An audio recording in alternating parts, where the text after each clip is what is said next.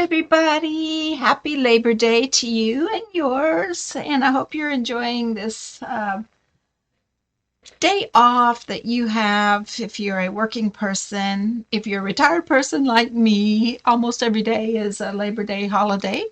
But if you're still in the workforce, I know exactly how you're feeling having an extra Monday attached to your weekend. That was always a lot of fun. Okay, I'm going to start off today by showing you a couple of really cool things. It's kind of more on the art end of Aiko of Texas.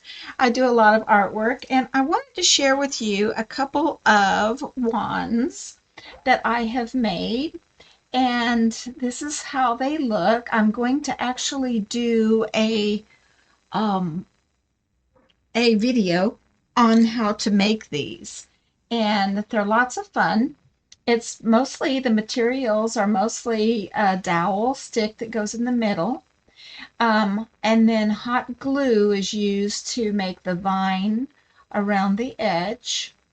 And then at the top, you wire on the jewel or bead or whatever it is that you want at the top, and then you use your hot glue to get that covered, the wire covered, and to adhere it to the stone or the bead that you have made. And then basically I just take pieces of fabric and strips of things that I like. I like them to look old and tattered. And then I add, of course, a bunch of wild, crazy little beads or dangles, or this one I found an old little leaf of a jewel. But I'm going to do a video. I'm going to call it Aiko of Texas Making Wands or something of that nature. So I'll put that one over there. I'm going to show you another one. You can do them in colors. So this is one that I did that is in this pretty aqua, and then I kind of brushed it with I don't know if you can see it better up here.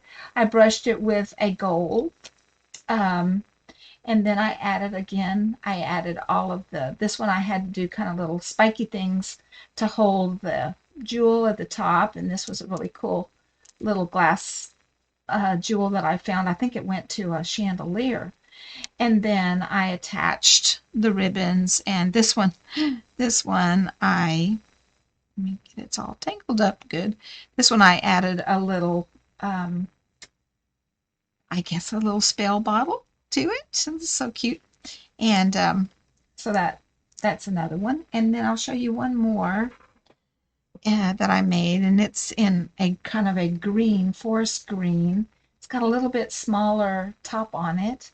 And then, of course, again, I added the beads and the different kinds of fabrics that I really like. But they're kind of fun to make. And so be watching for that video. I will have it listed on there along with some other art things that I've done. But I thought that today I'd start out by showing you my couple of my wands out of my collection. And I want to eventually sell them. I haven't seen any in any of the shops that have all this stuff on them, but I also want you to be able to learn how to make them as well if you're crafty. Okay, so moving on. The deck that I would like to review today for you is a favorite of mine, and it's called the Crow Tarot. And you might have seen this one out there. It is a U.S. Game Systems 2019 deck. It comes in their typical hard box, and it's just a lovely deck. It pays homage to the mystical energy of crows and ravens.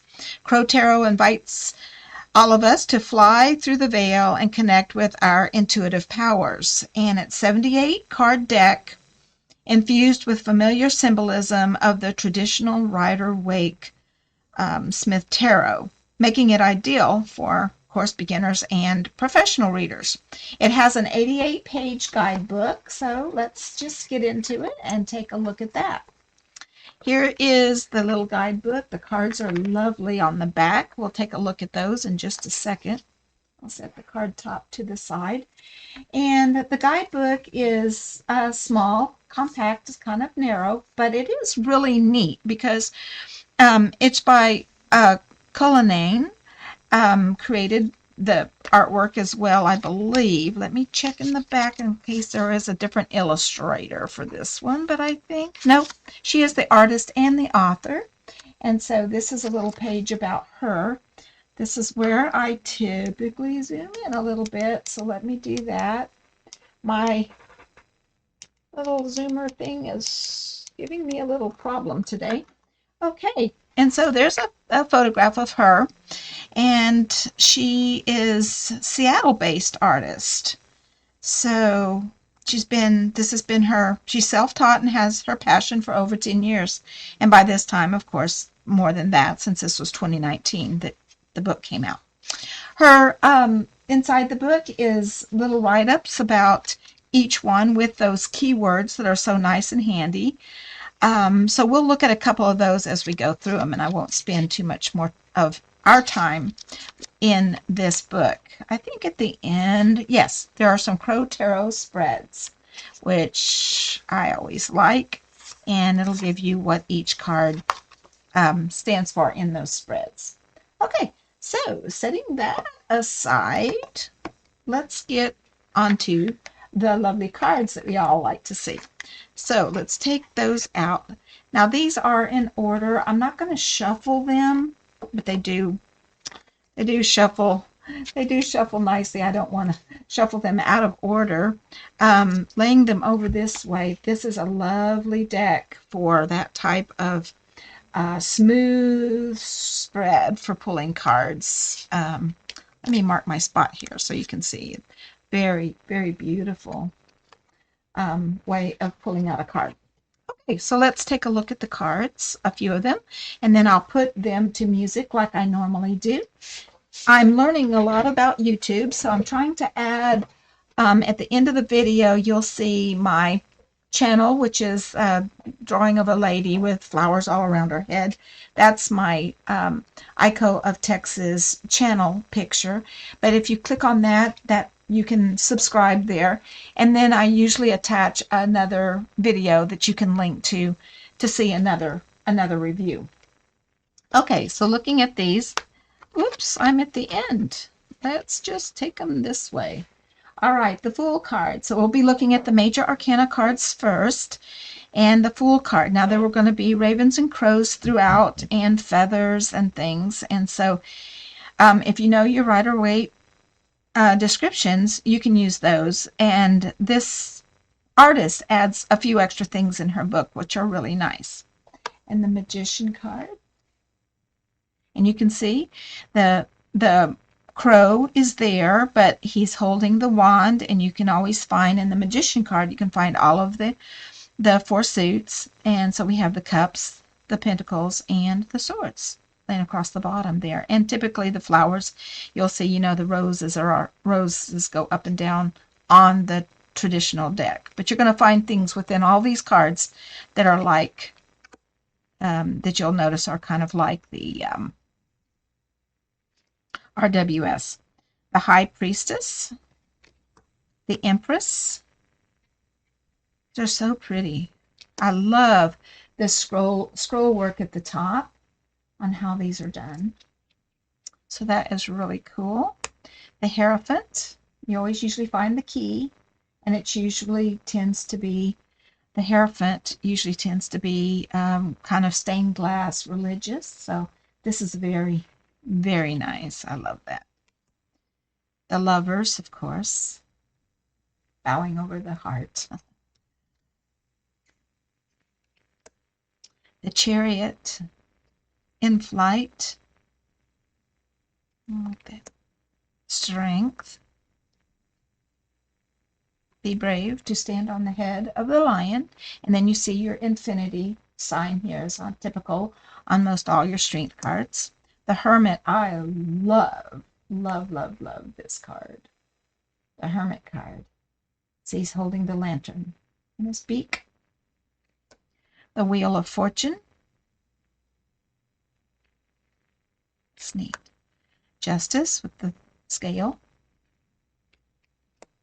the Hanged Man. You see whatever it is caught up there. Typically on the Hanged Man, we notice that it's not that he can't get undone, it's that he's not seeing that he can get undone. So it is not a scary card at all. I love these poppies that are on some of the cards. This is the death card, and of course the death is that of a raven or a crow, and the feathers there. And this might be his spirit leaving his body. We know that sometimes things have to change in order. Some things must die before other things will grow. Typical of our seasons, the fall. Temperance, that's beautiful. The devil. Goodness, look at the head. The horns, the devil. The tower. Top of the tower is falling off. The lightning bolt. Very, very common. The star card. Beautiful. The moon card. Look at that too. The sun. Judgment. I love these stacking stones. I like to do that. They're very, very neat. And then the world, which is the last of the major arcana cards. Okay, so what I'm going to do is I'm going to go through the minor arcana with some music and let you look at those, and then I will see you at the end and we'll close this out for you. All righty. So let me pause everything and we will start the next section for you with music.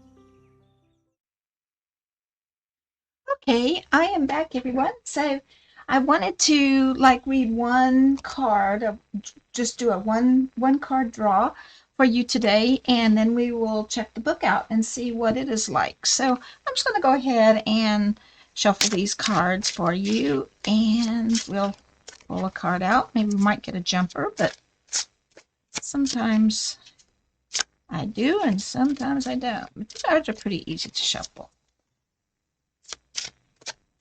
I typically like to divide myself in threes. 1, 2, and 3. And then this top card is the one that, let's choose it. And we got the High Priestess. How wonderful. The High Priestess. So let me set the deck to the side for us. And let's read what it says about the High Priestess. The key words for the High Priestess, it's a major arcana card, and it is about intuition. So those of you that know RWS would probably know that. Intuition, it's also spirit guides, divine guidance, and magic. So this is what it says. The element is water. It always tells you in the book, it always tells you the element.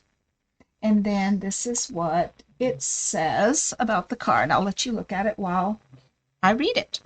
The High Priestess takes the spark created by the magician and transforms the idea into a tangible reality. Like a shadow passing in the night, her energy is present and can be felt in the gut, but not always seen. Her intuitive power lies in the spiritual unconscious, allowing the High Priestess to soar back and forth through the veil, bringing with her divine knowledge. Perched on the moon and surrounded by the four suits, your connection with the High Priestess is active at this time and should be utilized. She comes ready to deliver the answers you seek through dreams and symbols. Pay attention. She is with you. If the High Priestess appears reversed, that would be like this. It is a message that your connection with your inner self has been lost.